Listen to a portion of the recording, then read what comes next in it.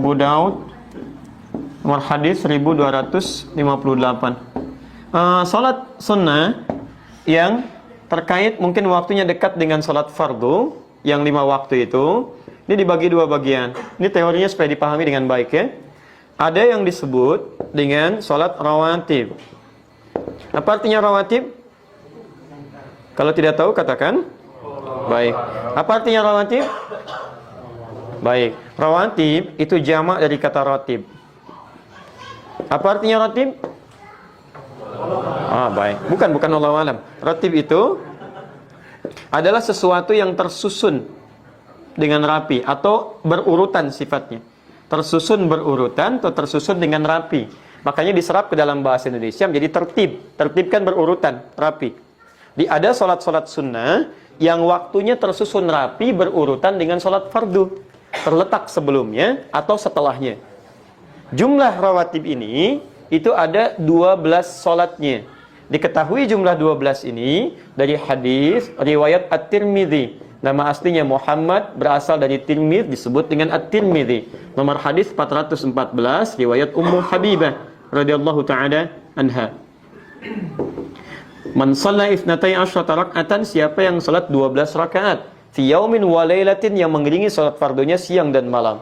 Arba'an qabla dhuhri, 4 rakaat sebelum zuhur. Baik. Perhatikan, raka'ataini ba'daha, 2 rakaat setelah zuhur. Kemudian raka'ataini ba'dal maghrib, 2 rakaat setelah maghrib. Raka'ataini ba'dal isya, 2 rakaat setelah isya. Wa raka'ataini qabla subhi, dan 2 rakaat sebelum subuh. 2, 4, 6, 8 tambah 4, 12. Jumlahnya 12 rakaat. Siapa yang konsisten mengerjakan ini selama hidupnya, Allah, sebelum dia wafat, terus dia kerjakan sampai meninggalnya, kata Nabi, bunyalahu bihinna baitun fil jannah. Akan dibalas oleh Allah kerja kerasnya ini dengan dibangunkan satu rumah untuknya di surga. Luar biasa. Ini. Nah, Ummu Habibah ketika mendengar kalimat Nabi ini, maka berkata pada dirinya, bima ma'na, laqad azamtu nafsi alla atrukaha tula hayati. Saya enggak akan pernah tinggalkan ini selama hidup saya. Bayangkan enggak? Ummu Habibah itu istri Nabi, orang paling mulia, ummul mukminin, di surganya bersama Nabi, jelas sudah punya rumah, kelasnya elit luar biasa. Ketika mendengar kalimat ini yang amalan sunnah, kata beliau, saya enggak akan tinggalkan ini selama hidup saya. Istri Nabi, dekat dengan Nabi, ahli surga, surganya terbaik, rumah paling elit, mendengar amalan sunnah, saya enggak akan tinggalkan. Ada perempuan, bukan di sini, di luar sana, bukan istri Nabi, tidak dekat dengan Nabi, belum jelas status surganya, amalan berantakan, hisab menegangkan. Masya Allah, ditawarin surga, rumah di surga, jangankan sunnahnya, yang wajibnya pun kadang terlambat. Cita-cita masuk surga Firdaus tanpa hisab. Masya Allah. Luar biasa. Nah, ketemu ini, teruskan. Sebentar, teruskan dulu, belum selesai. Teman-teman sekalian, di sini kita temukan ada sebelum, ada setelah. Jelas? 4 rakaat sebelum apa? Zuhur. Dalam bahasa Arab kita tuliskan sebelum, bahasa Arabnya qabla. Zuhur. Qabla zuhri, sebelum zuhur. Jelas? Kalau kita ingin hilangkan kalimat yang kedua, misal ini disebut mudhaf ilaih, kalimat yang disandarkan. Kalau menunjuk kepada waktu, ingin kita buang ininya supaya menunjuk pada kalimat yang dibuang, maka tambahkan ya setelahnya plus ta sebagai sifat. Asalnya qabla, ya, asalnya a, karena ada ya, maka huruf sebelumnya jadi i. Di qabliyah. Jelas ya? Maka kita dengar kalimat qabliyah zuhur misalnya, itu maksudnya sebelum zuhur. Baik. Setelah, bahasa Arabnya ba'da. Setelah zuhur, ba'da zuhur. Di setelah, bahasa Arabnya apa? Ba'da. Kalau Anda sudah mengucapkan ba'da, jangan diucapkan setelah lagi. Itu 2 kata yang berulang sama. Paham ya? Kita ketemuan yuk. Kapan? Di mana? Di Masjid Indonesia. Kapan? Udah setelah ba'da asar deh. Setelah ba'da asar. Jadi kalau sudah setelah, itu ba'da. Tidak perlu menyebutkan keduanya lagi. Jelas ya? Ba'da zuhur. Hilangkan zuhurnya, muncul ya dengan ta'nya. Dikenal dengan ba'diyah. Paham sampai sini? Baik, saya simpan dulu ini. Jadi sebelum, bahasa Arabnya apa? Qabla. Setelah? Ba'da. Baik, ketemu kalimatnya. Sekarang lihat. Ini 12 waktu disebut apa? Rawatib. Kenapa disebut rawatib? Karena susunannya teriring langsung dengan salat fardu baik sebelum atau setelahnya, dan punya fungsi melengkapi sholat fardu. Jadi yang kurang di sholat fardu dilengkapi oleh ini. Nah, ada sholat ini di luar yang ini yang rawatib disebut dengan mutlak. Mutlak, sifatnya ditunaikan, terdiri dari dua waktunya. Satu, ada yang memang berdekatan dengan sholat fardu, tapi dia tidak punya fungsi menyempurnakan sholat fardu. Fungsinya fungsi sendiri, terpisah dari yang fardu. Cuman waktunya berdekatan. Contoh, asar. Asar ini ada sunnahnya mutlak 4 rakaat, ditemukan di Abu Daud nomor hadis 1257. Riwayatnya Ibnu Umar radhiyallahu taala anhuma. Ya, kata Nabi, rahimallahu ra'an shalla qabla al-'asri arba'an. Allah merahmati seseorang yang bisa salat 4 rakaat sebelum zuhur. Paham? 4 rakaat sebelum asar.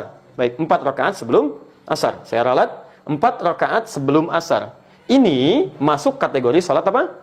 Mutlak. Paham sampai sini? Baik, ada juga yang waktunya terpisah jauh dengan salat fardu. Misal tahajud, qiyamul lail, salat duha, ya salat wudu, salat tahiyatul masjid, salat di belakang makam Ibrahim. Maka ada salat yang kedua yang sifatnya terpisah jauh waktunya dari salat fardu. Di antara salat mutlak juga yang berdekatan waktunya dengan salat fardu tapi dia mutlak bukan rawatib adalah qabliyah maghrib. 2 rakaat. Dalilnya Abu Daud nomor hadis 1258.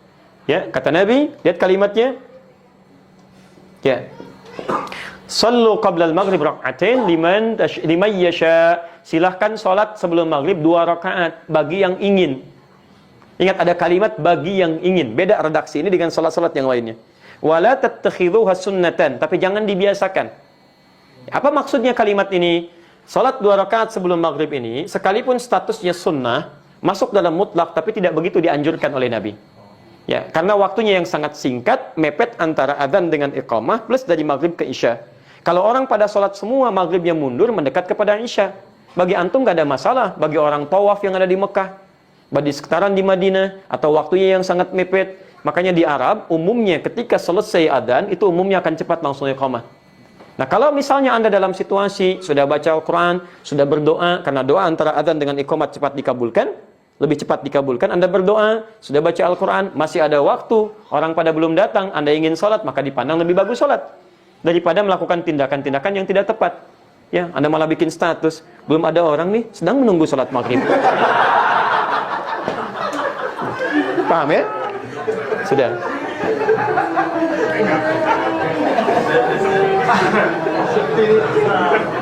Dah. Baik. Saya tanya sekarang. Sudah? Baik, saya tanya sekarang. Ya, sebelum zuhur ada salat? Ada salat sunnah? Apa jenisnya? Rawatib. Setelah zuhur ada salat sunnah? Apa jenisnya? Baik, sebelum asar ada salat sunnah? Baik, tidak ada. Yang bilang tidak ada angkat tangan? Yang bilang ada angkat tangan? Yang tidak jelas gak usah ngangkat. Lihat, sebelum asar ada, kan kita bahas. Apa jenisnya? Mutlak. Baik ya, sebelum maghrib ada salat sunnah? Apa jenisnya? Mutlak. Ba'da maghrib ada salat sunnah? Ada. Apa jenisnya? Rawatib. Masya Allah. Sebelum isya ada salat sunnah? Apa jenisnya? Kan saya nggak pernah terangkan. Bagaimana Anda bisa jawab? Saya kan belum sebutkan. Baik ya, belum. Saya nggak sebutkan. Coba lihat, ada nggak sebelum isya? Jangan pernah mengarang, karena mengarang hanya dalam pelajaran bahasa Indonesia. Ya, kalau ada dalil silakan kerjakan. Sebelum isya boleh 2 rakaat, boleh. Masuk dalam konteks mutlak. Karena setiap antara adzan dengan iqamah kebolehan ada salat 2 rakaat. Ini mutlak sifatnya. Boleh. Ba'da isya ada? Apa namanya? Rawatib. Baik. Sebelum apa bahasa Arabnya? Qabla. Baik. Sebelum salat? Qabliyah. Baik. Setelah apa bahasa Arabnya? Ba'da. Setelah salat? Ba'diyah. Baik. Qabliyah zuhur ada enggak? Ada. Berapa rakaat? 4 rakaat. Ba'diyah zuhur? Berapa rakaat? 2 rakaat. Baik. Qabliyah asar? Ada. Berapa rakaat? 4 rakaat. Apa jenis qabliyahnya? Mutlak. Jelas? Sebelum zuhur apa jenis qabliyahnya? Rawatib. Di sini seringkali orang keliru menduga bahwa kalau disebutkan qabliyah itu yang dimaksud rawatib. Ini sering keliru di sini. Sehingga ketika disebutkan nggak ada qabliyah asar. Ada qabliyah asar, yang nggak ada itu rawatib sebelum asar.